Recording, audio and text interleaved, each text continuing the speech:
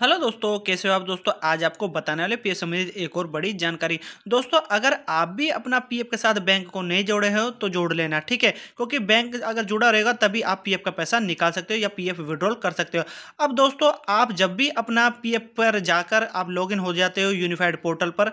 Unified portal पर login होने के बाद ऑनलाइन सर्विसेज से क्लिक करके आप जब क्लेम फॉर्म पर क्लिक करते हो 311910C एंड 10D पर, जैसे ही आप क्लिक करते हो तो आपके सामने दोस्तों ये एरर आता है, जिस एरर के अंदर लिखा होता है please update your latest bank account number and valid IFSC detail through your employ unified portal. यहाँ पर ये एरर आता है और इस एरर के बाद आपका पीएफ विड्रॉल का फॉर्म नहीं खुलता है।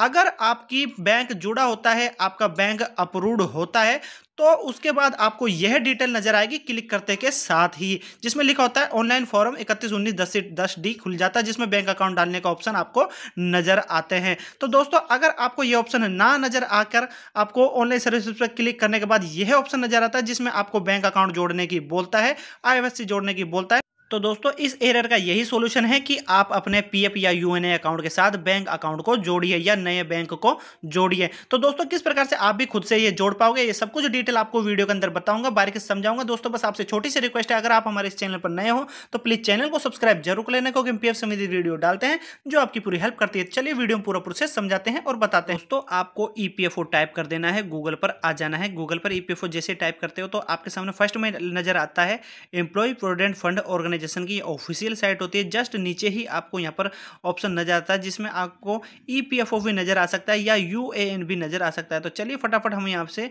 ईपीएफओ जो नजर आता है इस पर हम क्लिक कर देते हैं। क्लिक करते के साथ ही आपके सामने यूनिफाइड पोर्टल का एक ऑप्शन खुल जाता है, ठीक है। इसको यहाँ पर एक बैनर आता है, इस बैनर को क्रॉस से हटा देना है। इससे जब आप इसको हटा देते हो तो आपके सामने ये ऑप्शन नजर आता है, यहाँ से आप लॉगिन और साइन इन कर पाते हो। उसके लिए आपको यहाँ पर सबसे पहले अपने मोबाइल को थ्री डॉट जो आपको कोने पर दिख रहा है, इससे आपको अपने मोबाइल को डेस्कटॉप साइड मोड में कर लेना है। मैंने भी आपको करके दिखा रहा हूँ, ठीक है। यहाँ से हमारा डेस्कटॉप साइड मोड में मोबाइल है। अब यहाँ से लॉगिन करने के लिए आपको पता ही होगा, अगर नहीं पता है तो आप यहाँ पर मैं जैसे जैसे बता रहा हूँ वैसे आप लॉगिन कर लेना। फर्स्ट में आपको यहाँ नजर आता है यूएनए नंबर डालने का ऑप्शन, तो यूनिवर्सल अकाउंट नंबर आपको यहाँ पर डाल देना है। यहाँ पर आपको एक पासवर्ड होता है आपका यूएनए का, वह आपको डाल देना है। अगर पासवर्ड नहीं पता है, खो गया है, भूल गए हो, तो चैनल पर ऑलरेडी वीडियो डाल रखा है, आप अपना पासवर्ड नया बना लेना और फिर आप डाल के लॉगिन हो जाना, ठीक है। यहाँ से इस पर मैं कैप्चा जो नजर आ रहा है इसको मैं यहाँ डाल दूंगा, साइन इन पर क्लिक कर दूंगा। उसके बाद में लॉगिन फैक्टर का एक ऑप्शन आता है जिससे ओटीपी डालकर साइन इन करते हैं। तो चलिए फटाफट ये डिटेल भर के आगे बढ़ते हैं। ओटीपी आ चुका है, उसको हम यहाँ पर डाल देंगे इस ऑप्शन पर, और यहाँ पर आपको ये कैप्चा नजर आ रहा है, इसको मैं यहाँ पर डाल दूंगा इस ऑप्शन पर और सबमिट पर क्लिक कर दूंगा। तो चलिए फटाफट ये डिटेल भर के आगे बढ़ते हैं। दिखता है मैनेज का, इस मैनेज वाले ऑप्शन पर जैसे ही आप क्लिक करते हो दोस्तों, मैनेज पर क्लिक करते ही ऑप्शन आ जाएगा केवाईसी का। तो केवाईसी वाला जो ऑप्शन मैं आपको दिखा भी रहा हूँ, इस ऑप्शन पर आपको जैसे ही क्लिक करते हो तो ऑप्शन आते हैं आपके सामने कुछ इस प्रकार से। अब दोस्तों, आप बैंक को तो जोड़ ही सकते हो, लेकिन उससे आप यहाँ पर अपना पैन को भी जोड़ सकते हो, पासपोर्ट को भी जोड़ सकते हो, ठीक है। बैंक तो आपको पता ही होगा बैंक कैसे जोड़ते हैं, यह डिटेल मैं आपको समझाऊंगा, लेकिन उसके अंदर आप अपना पैन भी को जोड़ सकते हो, पासपोर्ट भी जोड़ सकते हो। या फिर यूनिफाइड पोर्टल पर आप ओनली फॉर अपडेट के लिए ये डाल सकते हो, बैंक, पैन और पासवर्ड। तो चलिए फटाफट हम हमारा जो बैंक की बात कर रहे हैं और बैंक को ही हम हमारा डालेंगे, तो ये आपके सामने ग्रीन कलर का हो जाता है और नीचे की तरफ कुछ डिटेल आ जाती है बैंक को ऐड करने की, ठीक है। तो चलिए उसको मैं स्क्रॉल करता हूँ ऊपर की तरफ, इसको ले जाके दिखाता हूँ आपको। यहाँ पर दोस्तों, आप जैसे ही अपने बैंक को यहाँ पर डालते हो तो बैंक ऑप्शन जैसे क्लिक करते के साथ ही आपके सामने ऑप्शन आता है, तो नेम को ये ऑटोमेटिकली ले लेता है, आपका जो पीएफ के अंदर डिटेल होती है उसी को यहाँ पर शो करा देता है, ठीक है। यहाँ पर अब को आपको ऐड करना है, जो भी बैंक आप ऐड करते हो याद रखे वह अच्छा सा बैंक हो अपना, जो उसकी ज़्यादा अच्छी गुडविल हो, अच्छा बैंक हो, फेमस बैंक हो और उसकी ज़्यादा शाखाएं हो तो ठीक हो। मतलब आप अपने अनुसार देख लेना, मैं किसी बैंक का यहाँ पर नाम नहीं लूँगा, लेकिन बैंक का अकाउंट नंबर होना जरूरी है और आईएफएससी कोड होना जरूरी है, ठीक है। तो चलिए फटाफट उसका आपको यहाँ पर बैंक का जो अकाउंट नंबर है वह आपको यहाँ डाल देना है।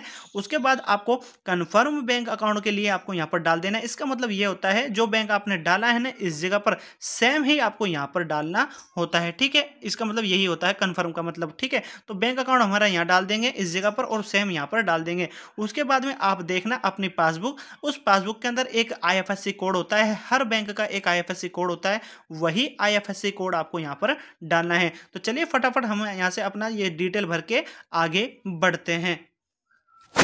दोस्तों जब आप अपना अकाउंट नंबर को डाल दोगे सही तरीके से तो दोस्तों यहाँ पर आपको यहाँ पर दिखाएगा वेरीफाई आईएफएससी का, ठीक है, ये ऑप्शन आपको नजर आएगा।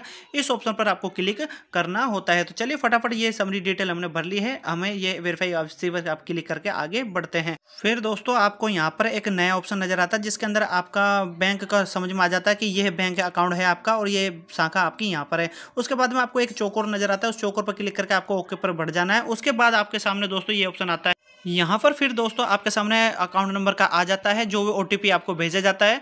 ओटीपी पर जब आप क्लिक करके आगे बढ़ते हो तो ओटीपी आपको यहाँ पर आ जाता है और ओटीपी डालने के लिए आपको यहाँ पर बोलता है तो एंटर ओटीपी आपको कर देना है। उसके बाद में आपको एक ऑप्शन दिखता है जिसमें सबमिट ऑप्शन लिखा आता है, उस ग्रीन आपको ब्लू कलर का दिखता है, उस सबमिट पर क्लिक करके जैसे ही आप आगे बढ़ते हो तो क्लिक करके और दोस्तों उसके बाद आपकी जो केवाईसी है वो बैंक की सबमिट हो जाती है।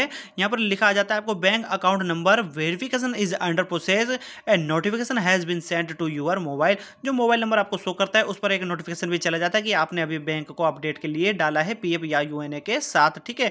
और यहाँ पर वेरिफिकेशन इज अंडर प्रोसेस दिखाता है फर्स्ट में, और वेरिफिकेशन अंडर प्रोसेस होने के बाद में कुछ दिनों बाद वह आपका pending with employ for digital signature दिखाता है। उसके बाद आपका यहाँ पर केवाईसी कुछ दिन जो लेता है एम्प्लॉयर उसके पोर्टल पर चली जाती है। फिर उसको क्या होता है वह एम्प्लॉयर उसको अप्रूव करके दे देता है। जब उसे आपकी केवाईसी अप्रूव हो जाती है तो उसके बाद ही आप अपना पीएफ का पैसा निकालने के लिए आप अपना जब जाते हो तो आपके सामने वही फॉर्म खुलता है जो मैं आपको बता रहा था। तो दोस्तों यहाँ पर आपने अभी अपनी केवाईसी की है और केवाईसी गई है वेरिफिकेशन इज अंडर प्रोसेस, उसके बाद हुई है pending with employ for digital signature.